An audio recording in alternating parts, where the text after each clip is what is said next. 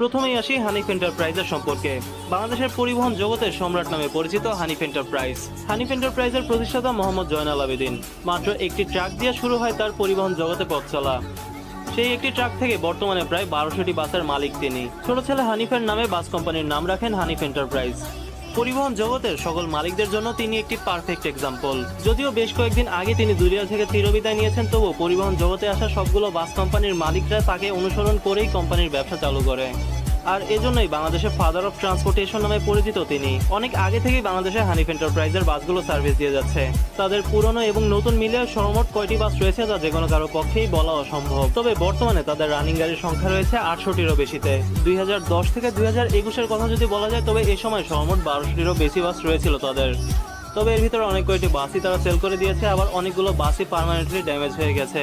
তাদের সাকসেসের অন্যতম আরেকটি রিজন হলো তারা নিজেদের বাস নিজেরাই তৈরি করে থাকে এবং নিজেরাই মেইনটেনেন্স করে থাকে। অবি মোটরসের দুটি গ্যারেজে প্রতিদিনই করা হয় হানিফ এন্টারপ্রাইজের বাসগুলোর মেরামত এবং সকল ধরনের কাজ। তবে নন এসি সেক্টরে তারা যতটা এগিয়ে আছে, এসি সেক্টরে তারা ততটা এগিয়ে নেই। তবে দেশের মানুষকে বলবো, B9R-এর মতো লাক্সারিয়াস বাস দিয়ে একমাত্র তারাই সার্ভিস প্রদান করে যাচ্ছে এবং তারাই সাহস করে বলবো B9R মাল্টি এক্সেল বাসগুলো এনেছে আমাদের দেশে। তাদের বহরে সর্বমোট বলবো B9R বাস রয়েছে 32 থেকে 34টি। এছাড়া হিনোর সবচেয়ে লেটেস্ট প্রোডাক্ট হিনো RN8 রয়েছে সর্বমোট 4 ইউনিট। এই 4টি বাসই মালয়েশিয়া থেকে সম্পূর্ণ নির্মাণ হয়ে অতঃপর বাংলাদেশে আনা হয়েছে এবং ভলভো বাসগুলো এসেছে ইন্ডিয়ার বেঙ্গালুরু প্ল্যান্ট থেকে। এছাড়া তাদের বহরে বেশ কয়েকটি হিনো RM2 বাস রয়েছে এবং বর্তমানে অনেকগুলো RM2 বাসই তারা সেল করে দিচ্ছে।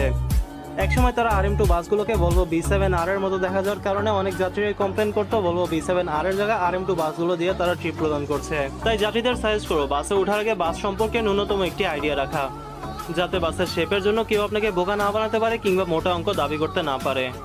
তো হাতে গোনা এই 40-50টি এসি বাস বাদে হানিফ এন্টারপ্রাইজের সবগুলো বাসই নন এসি বাস এবং নন এসি সার্ভিস অনেক ভালো হওয়ার কারণে হানিফ এন্টারপ্রাইজ বর্তমানে বাংলাদেশের পরিবহন জগতের সম্রাট নামে পরিচিত এবং তারাই সবচেয়ে বেশি বাস দিয়ে বর্তমানে সার্ভিস প্রদান করে যাচ্ছে প্রাইভেট বাস কোম্পানিগুলোর ভিতরে।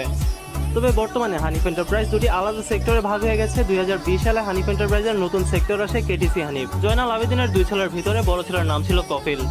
পূর্বে দুই ভাইয়ের বাসই হানিফ এন্টারপ্রাইজ নামে চললেও বর্তমানে বড় ভাই কফিলের নামে চলছে কেটিসি হানিফের বাসগুলো।